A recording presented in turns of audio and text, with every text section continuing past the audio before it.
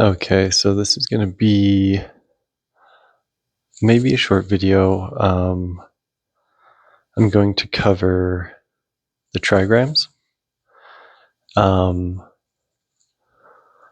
in as a part of the Bagua zhuang sequence.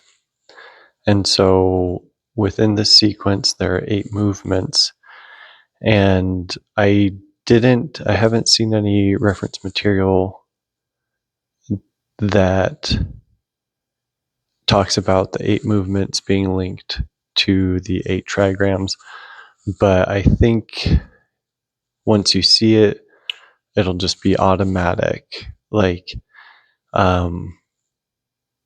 understanding that there is a pretty direct connection. So again, if we're doing zhuang, starting in standing yin, and then we come up to standing tree pose.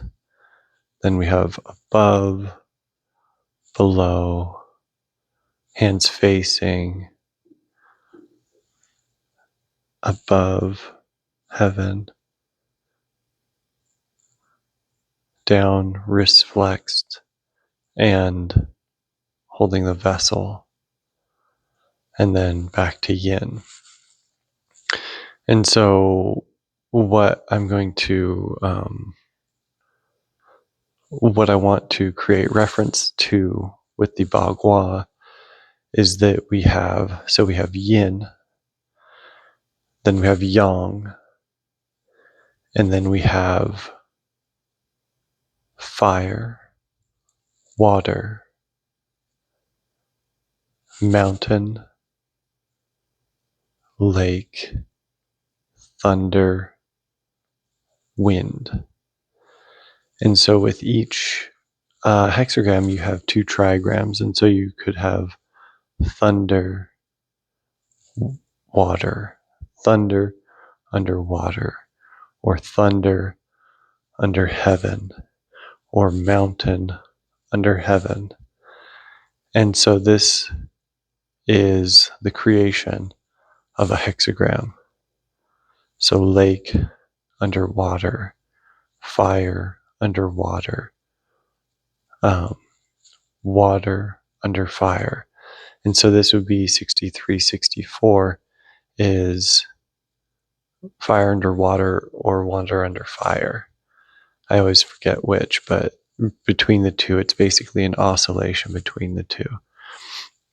And that's also, if you map the I Ching through a sphere of transitions from yinness to yangness, you end up with 63 and 64 directly in the center of that globe or of that sphere. And so if you have yang, and then you have just one transitioning line to yin, or yin, one transitioning line to yang, and then you keep adding one more line of yang, that you have half and above, half and below, and then 63 and 64 are directly in the center. And so that is here, these two. And so another fun thing to think about is, and I don't know if is the right side dominant, is the left side dominant, or what have you, you can form a hexagram with just one pose. You don't actually have to transition. This could actually be wind over wind, or wood over wood, or this could be heaven over heaven, or this could be thunder over heaven, or heaven over thunder, or vice versa, depending. And then water, thunder under water, water under thunder, water over water. And then again, you can move lake over wood, or lake under wood, or lake under mountain, water, mountain under lake. And so, or mountain over mountain, lake over lake. And so you could switch between right and left to also form a full hexagram, not just the direct, like here's the first trigram, second trigram. It's like here's the first trigram, here's the second trigram, or here's the first trigram, here's the second trigram. And so that's one way to kind of play with within the zhan zhuang sequence, how those things come through. And so the sequence, again, like how I showed at the beginning, is standing, arms embracing, arms held above, arms held below, hands facing sacrum, hands up to heaven, hands wrist flex beside you, and then holding the vessel. And so that's the sequence. But then if you look for like a reset, or for like, the primary Qigong cycle, you can kind of begin to see yin, thunder, fire, water, lake, embrace, mountain, heaven,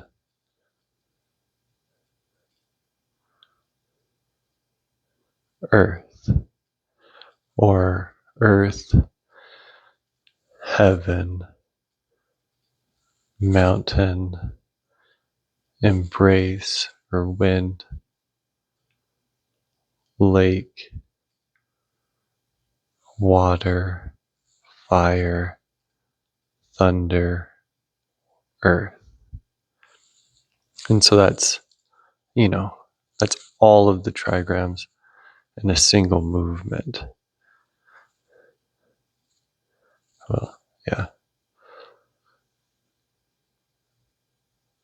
And so then we can also go to the polar, like here is the most yang, or most yang, or most yang.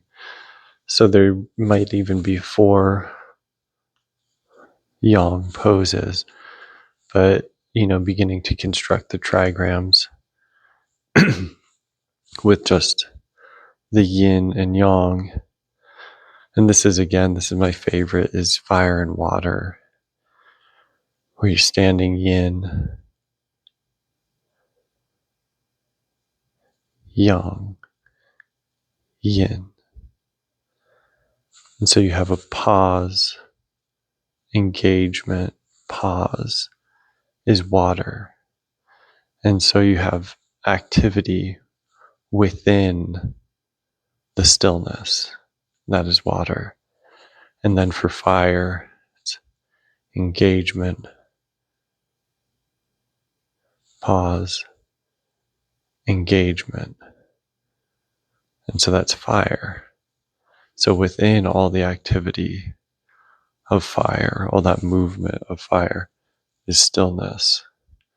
And so similarly, and I actually really like stepping off to the right or to the left, because it does feel more engaged than this or than this, for me personally. But like, so yin, yang, yang would be, I think that's wind. That's wind. And then yang, yang, yin is lake. And then yang, yang, yang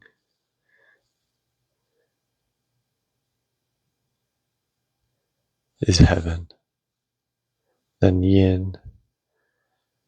And I use, I guess, the trigram for thunder to reset for yin. And so I don't know if that it might, I hope that that's not like a polluting element, but, yin.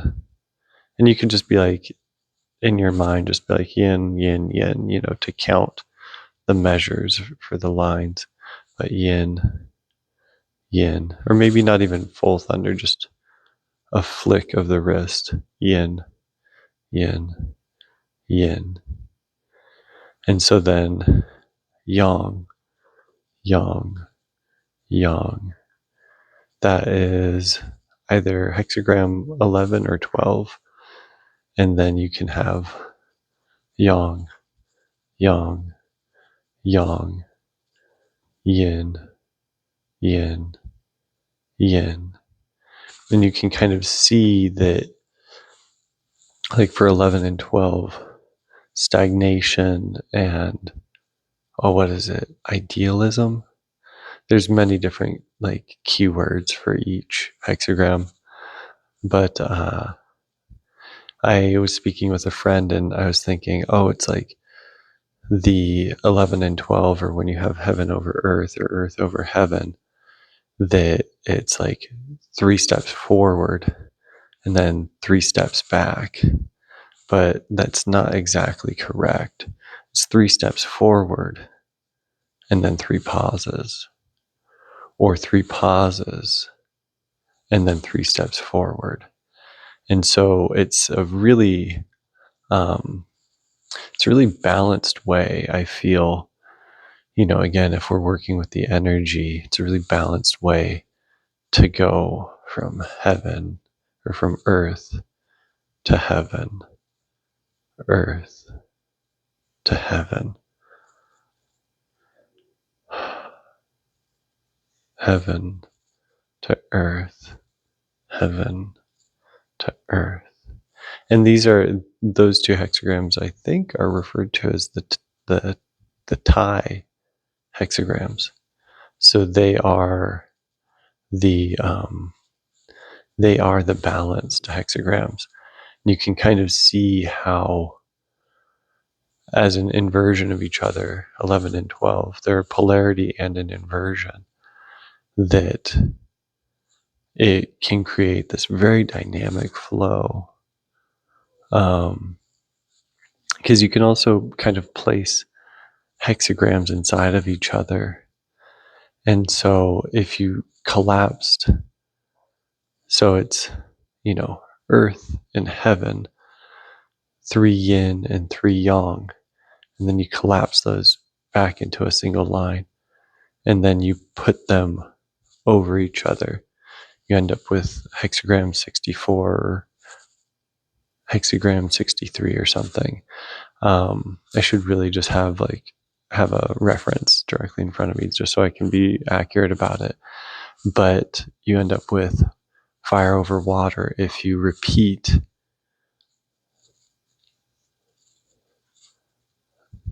hexagram 11 3 times, or if you repeat hexagram 12 3 times, you might end up with 64 or 63. And so you can kind of see that they're inside of each other and outside of each other. They're smaller forms of each other and they're larger forms of each other. And that's something with zhan when I'm doing standing tree pose. If I'm, holding to it for any amount of time,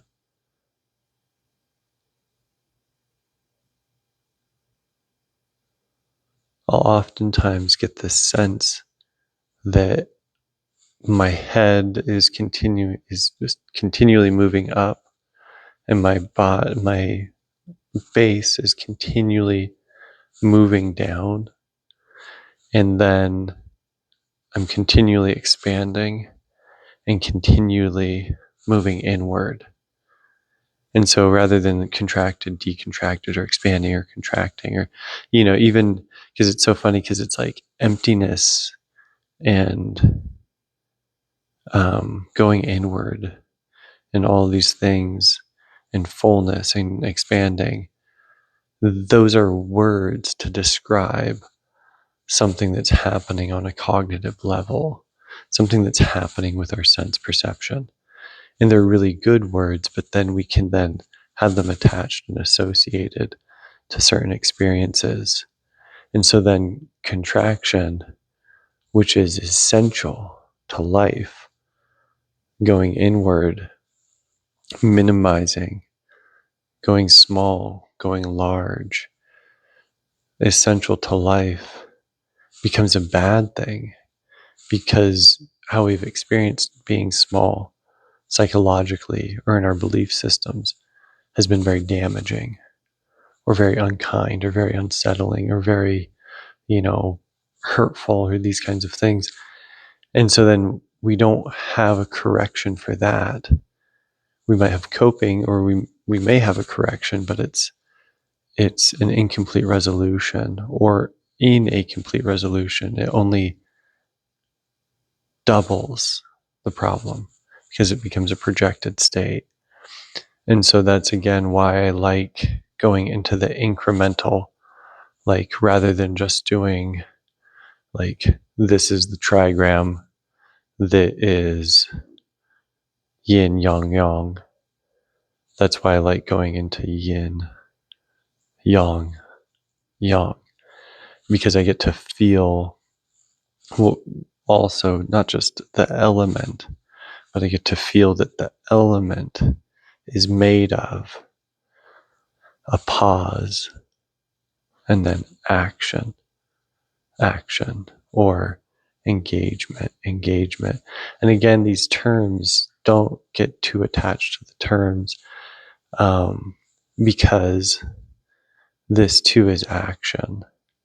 And that's when all of the movement, all of the dynamism is accounted for or is processed fully. We are in an illuminated state. And in that illumination, we are it's no longer the polarity of these two things being experienced. It's actually the union of these things being experienced. And so we get to be in union. And effectively, it,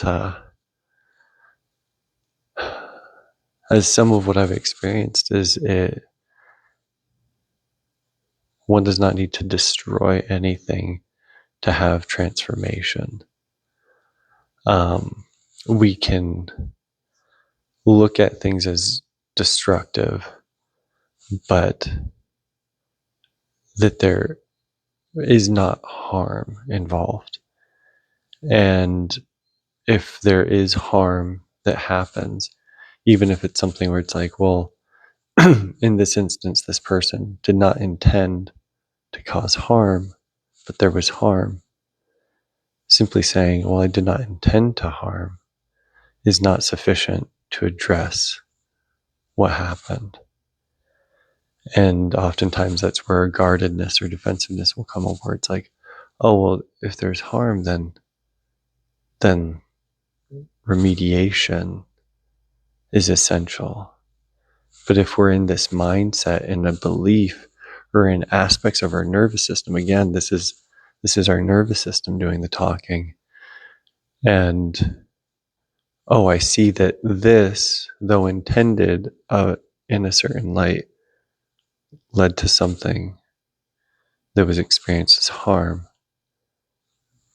That now I can be this with what happened. I can pause.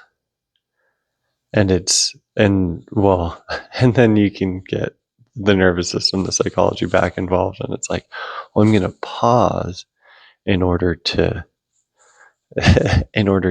create influence or dominance in a situation.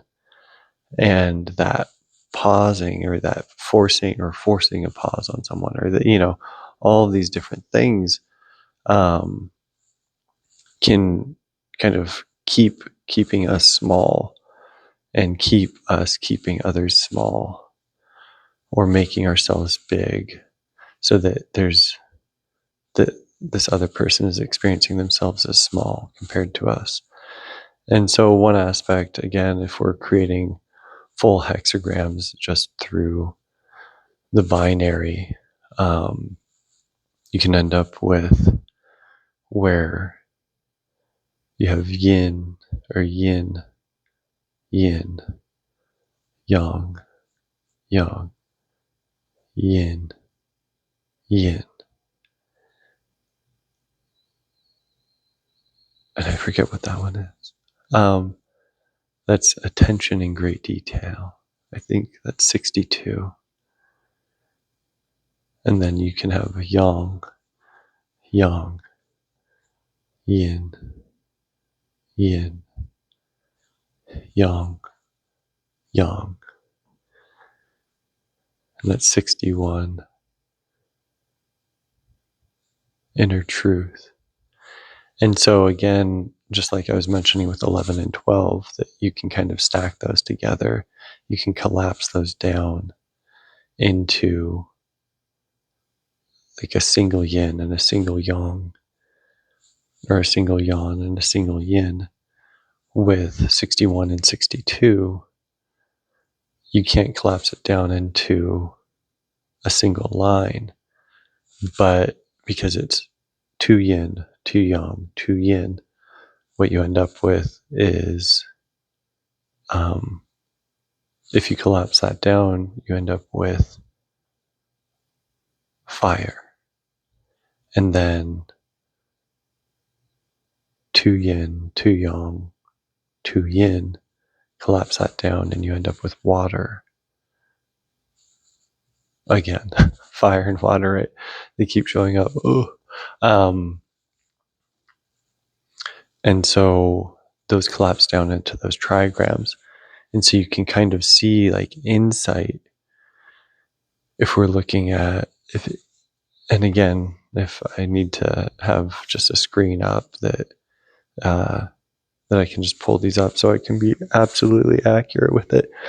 But again, it's like, so if we have yang, yang, yin, yin, yang, yang, then we can see, and I've already said it, but you can see that that's an expanded fire. It's an expanded insight, is a larger fire inside of us. And then for yin, yin, yang, yang, yin, yin. That's an expanded interactivity. So the interactivity within water, you have this expanded version of it where it's taking up twice the space, and effectively becoming attention in great detail. So it's that inner state, that interactivity becoming larger, attention in great detail. And I could have it backwards, but it kind of still fits. If it's insight, it's a larger interactivity. If it's attention in great detail, it's that there's action, and that the stillness within is expanded. So that's why 63 and 64, before completion or after completion and before completion, are so dynamic as energy, and fire and water are so dynamic for thinking about it as an energy or something like that. I'm not really, I don't know, like that doesn't concern me so much as the insight, as the knowing and as the awareness. And so energy manipulation is not really where my head is at. It's really just understanding. And again, because if we go through all the hexagrams, And we look at even the hexagrams that have weakening elements that weaken each other within them, like water and fire and water. I think they both weaken each other, maybe. Or it could be one directional. But when you have elements that weaken each other within a hexagram, you can kind of begin to feel, just like with 11 and 12, you can begin to feel, oh, this is active, active, active, passive, passive, passive, or passive, passive, passive, active, active, active. You can begin to feel without condition, because as your body is taking that stance, there really isn't even, I can't even say it's yang. I can't even say it's a certain energy. But it is different than this. Whatever this is different than this. But because it's not, all the moving forms of different postures in Qigong, which are very dynamic, very good at moving energy, that kind of thing. Because it's just reading out the element underneath the elements, it really becomes a much simpler form of digesting information, especially if we're thinking about it as like our conditioned nature, our conditioned self. Am I conditioned to act, act, act, act, and then have to pause? And then I'm like, oh, wow, that may have been a weakening experience that I acted like that, or XYZ. And so because you get to play with it, and then you get to play with whatever hexagram you want, or whatever elemental building experience that you want, you get to practice things that may be weakening or things that may be strengthening. And even then, throw out the idea, not even have the idea in your mind, maybe have, again, like a reference so that you can see what might be happening, but that all of a sudden you have a flexibility in your response because you have yin, yin, yin, yin, yin, yin, yin, and then you have yin, yin, yin, yin, yin, yin, yang, and then you have yin, yin, yin, yin, yang, yang, and then yin, yin, yin, yin, yin, yin, yin, yin, yin, yin, yang, yang, but yin, yin, yin, yang, yang, yang, yin, yin, yang, yang, yang, yang, yin, yang, yang, yang, yang, yang. And so all of a sudden, just with feeling into that cadence that's set by each hexagram, and then between each hexagram, you can feel into a sequence of events crescendoing, literally just a wave. It's just a wave. But you get to feel what your cerebellum, what your nervous system, what your musculature is doing with the non-intention, non-conditioned state, just with the pure movement. And then anything that needs to fill and anything that needs to empty can participate in that, with or without conditions.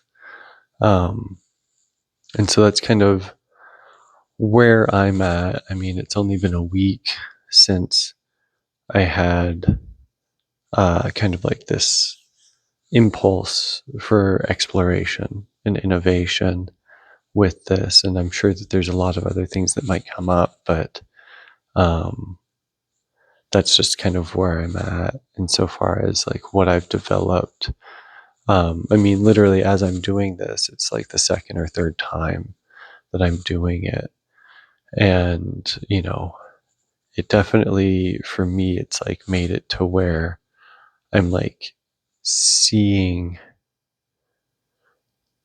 the feeling state of the space that I'm inhabiting a lot better. And, it can be described as interoception or proprioception or magnetoception or heart sense or presence.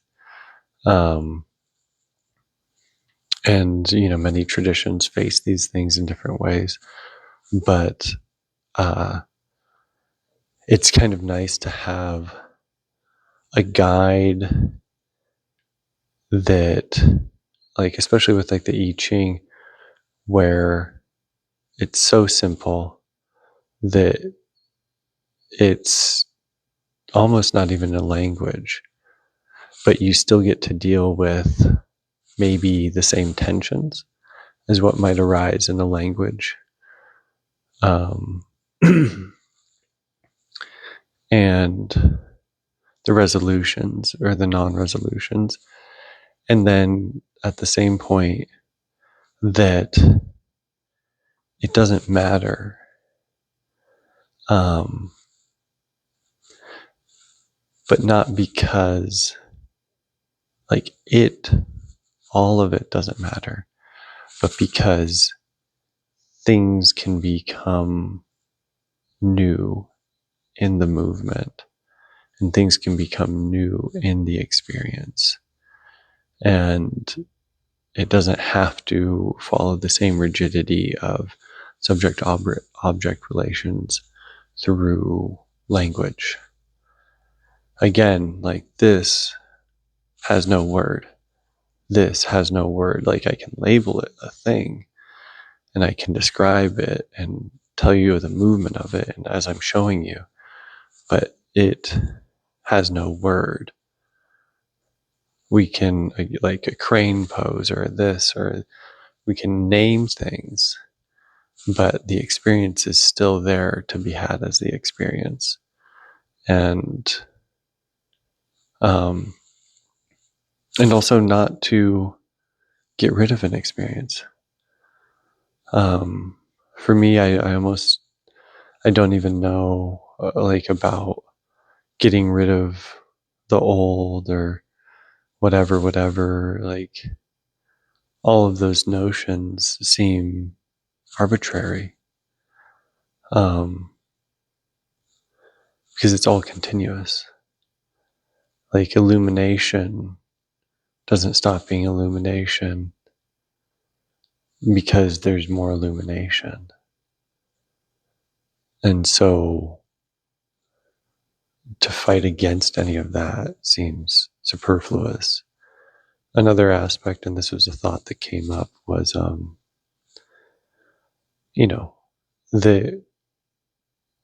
we need to be starting peace.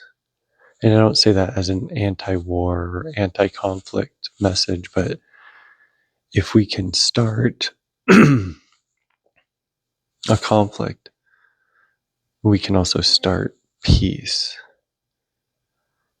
And we don't have to stop a conflict in order to start peace. And so, again, that's like with the I Ching is you can have your yin right next to yang, right next to yin, right next to yang, right next to yin, right next to yang. And they don't have to battle each other. And so this is like, in the I Ching, this is regarded as like the dragon, the form between formlessness, and the formlessness between forms. And so it's the line between yin and yang. And so it's funny, it's like the dragon is the umbilicus of Wu Qi through the void of whatever the void is made of. The void is made of the void. And so it kind of just doesn't exist. But the Wu Qi, the originating Qi, it exists through everything. And it exists through nothingness. And I was speaking with a friend, and kind of a title for a book came through, The Nothing to Do About Everything. And so I might be involved in authoring something like that. But yeah, the nothing to do about everything. Me doing this right now is kind of, sort of nothing. But it means a lot to my body. Me doing this right now. It's kind of, sort of nothing. But it means a lot to my body. And then if you have an awareness practice with any of this, then you can really become lucid within it. If you want, like, because with awareness, there's a subtlety to it that does require stillness, to begin to see the heart radiant emanations that come as wisdom. Not wisdom as philosophy, which means the love of wisdom, but not wisdom as a logical framework. Not that there isn't logic. A lot of like, well, it's not logical, so let's destroy logic. It's like, it's not a cat, so let's destroy it. Like, it's not a this, so let's like destroy this other thing. It's like, well, if it's not logic, then you don't have to worry about logic being an obstacle to it. And this may have been a phrase, I don't know if it was in a previous video or the video that I didn't have my mic on, but oh man, it was something. What was it? Well, it had to do with, is someone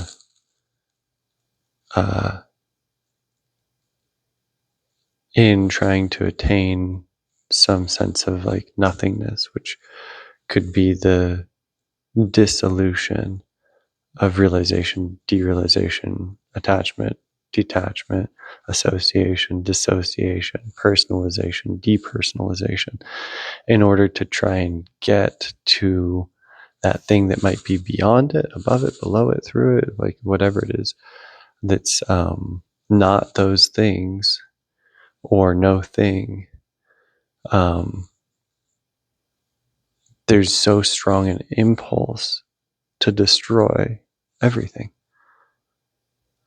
And that is not nothing. Needing to destroy everything is not nothing. But being in that place, it could be said that those things pass, but they're not destroyed. Like, because if it's to destroy those things, then your intention is actually to destroy those things. It's not actually nothingness. It's actually destruction. And one might not even know that that's their intention. And so this is why I just like kind of don't I don't really form really strong opinions or beliefs, or hold to one opinion or belief on how certain philosophies or how certain ideals or expectations are to be met. Because it's like, if it's all about right action, is it the right action for me or the right action for you? Because I might be taking the right action, but I may be taking the right action from selfishness. And in that selfishness, be doing the wrong thing for you rather than consulting you what the right action for both of us might be. But if I'm just thinking through it for myself, then even if I am thinking about party A, party B, I might actually still be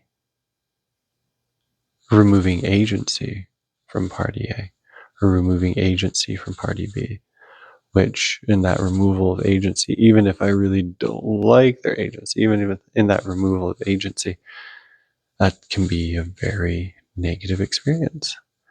Because maybe it's not so negative in the present, but the removal of agency in the past for that person may have been very, very deleterious, may have been very harmful, or maybe not harmful, but just leading to a lack of resolution.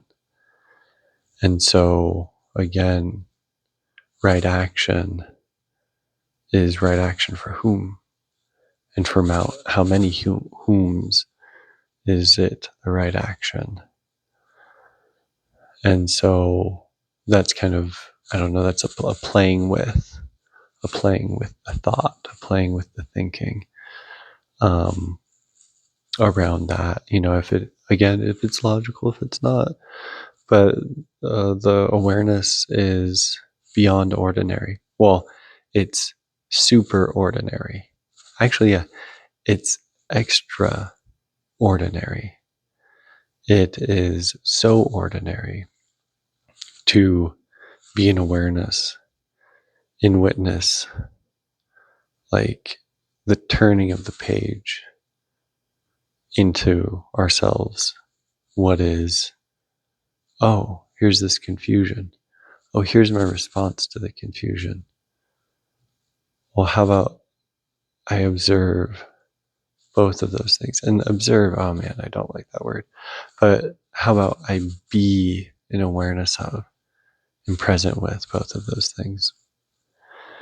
And again, it's a nerve, it's a muscle, it's the heart, it's the brain, it's the body, it's the aura, it's the mind, it's the spirit, it's the presence. Did I already say that? It's the space, it's all of those things. And then effectively, what one sees with the extraordinariness is that all of those things are united. And there's a oneness there. Maybe not a conglomeration of all matter into a single weird amorphous thing, but it would not need to be the conglomeration of all matter into an amorphous thing, because the formlessness that is between all things is also held within space. So the space is the thing that's doing the holding of all the things, that is the form and is the formlessness. And it's our experience that indicates to us what's happening. And so when we help and allow and even encourage those experiences to unfold, then we get to be in the learning process, in the teaching process. And I think from that teaching process, it's like, I still got plenty to learn. And there's still plenty of teachers, and teachers still have plenty to learn. For the people with mastery, you really have to wonder, what is the mastery of? And for me, it's if the mastery isn't of holding space for others, of offering presence to others, and of attuning to others, then it might not be mastery at all. It's only a mastery of self, which just leads to more ego. It's just a mastery over others, which just leads to more ego. I mean, if it even needs to be conditioned like that, it doesn't. Those things can be experienced without condition as well. And it's actually all very easy, extraordinarily easy. That's a different topic. So that's my exploration of the yin yang in the trigrams through the zhan sequence. So again, it's starting with earth, up to wind, mountain, lake, fire, heaven, thunder, water, earth. I'm still learning. Yeah, so there's that. Anything else? Anything else? It'd be interesting to see what that whole sequence is in trigrams, because that's a trigram sequence. So that's 24 trigrams, which would be 4 hexagrams.